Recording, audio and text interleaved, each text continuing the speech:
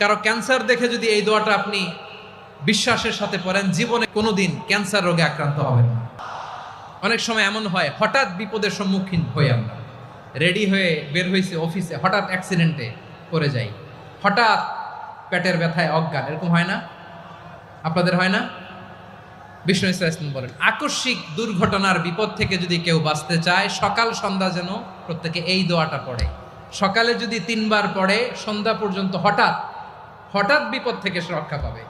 Two be protected from sudden calamity, sudden disaster, sudden calamity, হঠাৎ বিপদ, হঠাৎ ভয়ঙ্কর কোন আকস্মিক বিপদ থেকে আল্লাহ বাঁচায় দিবে। সকালে পড়লে সন্ধ্যা পর্যন্ত প্রোটেক্টেড, সন্ধ্যাবেলায় যদি 3 বার পরে সকাল পর্যন্ত প্রোটেক্টেড। সুবহানাল্লাহ পড়ে।